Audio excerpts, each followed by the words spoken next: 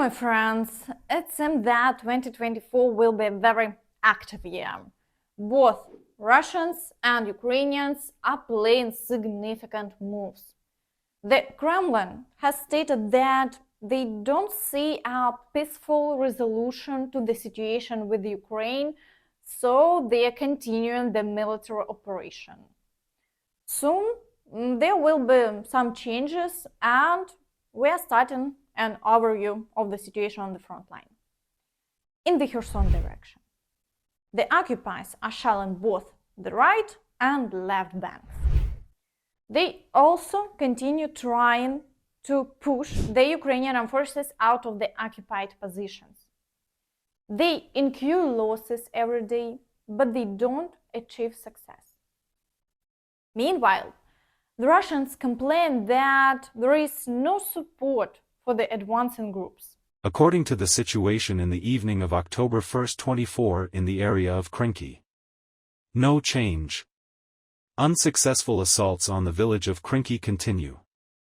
As always, there was no air and proper artillery support. As evident, the Ukrainian forces have successfully pushed Russian artillery further away from the Dnipro River. Now, the situation for them on the left bank is even more challenging. Therefore, there is a likelihood that in the near future, the Ukrainian forces will manage to turn the tide and expand the foothold for further advancements to the south. In the Zaporizhzhia direction, the occupiers continue shelling along the front line, with attempts to advance in the areas of Robotyne and Verbove. 4 attacks have been repelled in a day, but the Russians haven't made any progress and the front line remains unchanged. Additionally, the Russians have demonstrated how they intercept FPV drones of the Ukrainian forces in one of the directions. As seen, they don't always use electronic warfare, opting for small arms to destroy drones.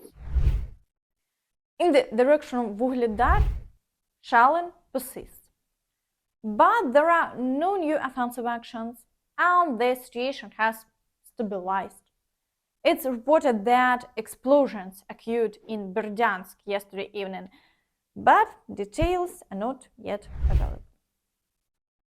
In the Avdiivka direction, the Russians conducted 19 attacks in a day.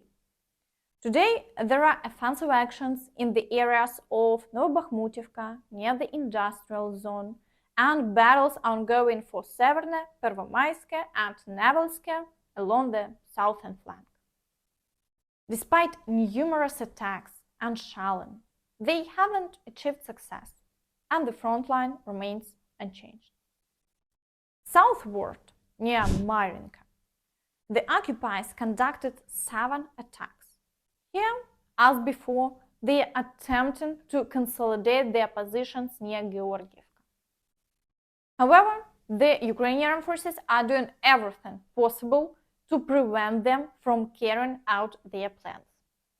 Russian advancement in this direction would pose a significant threat to attacks on Kurakhove.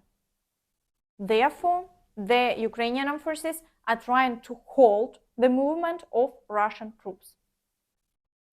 In the area of the village of Pobeda, the Russians haven't achieved success and all attacks have ceased. Battles continue near Novomikhailivka, and the Russians are attempting to approach the village as closely as possible.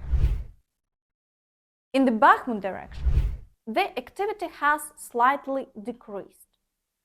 The occupiers are shelling Bogdanivka and advancing towards Klishchiivka. They change the direction of attacks daily, but haven't achieved success. The Ukrainian forces destroy all advancing groups, and the front line remains unchanged. In the Siversk direction, the occupiers failed to advance near the village of Vesele within a day. However, the battles are ongoing. In this direction, they are focused on success and continuous shelling and offensive actions. So, we are waiting to see how these attacks will conclude.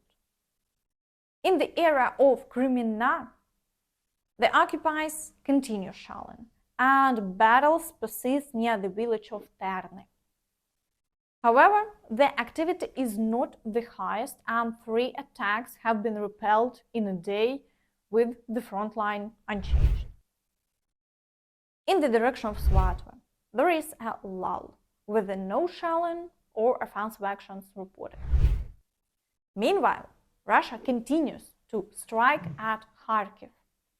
As a result of the attack, a hotel building, a purely civilian object, has been damaged, where approximately 30 civilians were staying. Тут ночували. В момент вибуху я не чув, що була повітряна тривога, і знаходився у ванній кімнаті. І це мене врятувало. Я впав, вдарився головою, потім ліг на підлогу. Під час повторного вибуху вилетіли двері. Добре, що я лежав на підлозі.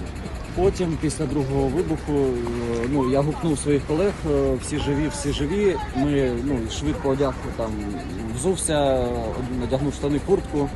У мене в рюкзаку там мій паспорт. Накинув рюкзак і спустився донизу. Це що тут були працівники теж якихось гуманітарних організацій, звичайні люди. Там ввечері я повертався з тренінгу, люди просто вечеряли. Тобто і сім'я там була, я бачив, навіть з дітьми хтось був. Так, діти теж були. In the direction of Kupiansk, the Ukrainian forces have repelled 5 attempts to storm the village of Synkivka. Along the front line, there are ongoing artillery shelling, but no offensive actions are reported on other villages, and the front line remains unchanged for the day. Today, there is information that Zaluzhny visited this direction and awarded the soldiers. Additionally, the head of the Foreign Ministry of the United Kingdom expressed a clear perspective to the British regarding the war. Our commitment is such that with our allies, we want to demonstrate to Putin very clearly that he cannot wait us out, that we are prepared to support Ukraine through 24, 25, 26. We are prepared to give that support, because this is absolutely the challenge of our generation. I don't want to get into numbers on shells and all the rest of it, but add up the GDP of the countries of the coalition, and we outrank Russia 25 to 1. So, it should not be impossible for us to get on a sufficient industrialized footing to do that. Meanwhile, the world is becoming increasingly unsafe. In Ecuador, fierce clashes have erupted as the mafia declared war on the state. Criminal groups demanded the president to lift the state of war. They seized metro stations, police precincts, schools, shops, and kidnapped dozens of people, including the hosts of a live broadcast on one of the TV channels. They were later released, but local media also report that inmates from 5 Ecuadorian prisons currently hold 125 guards and 14 administrative staff hostage. Massive unrest in the country began after the leader of the largest group, Los Joneros, Adolfo Masis Villamar, escaped from prison. He had been sentenced to 34 years in prison. So, that's our news. And that's all from me. Don't forget to like this video, subscribe to the channel, and hit the notification bell to stay updated on all the latest news. Thank you for watching, and see you next time. Bye-bye.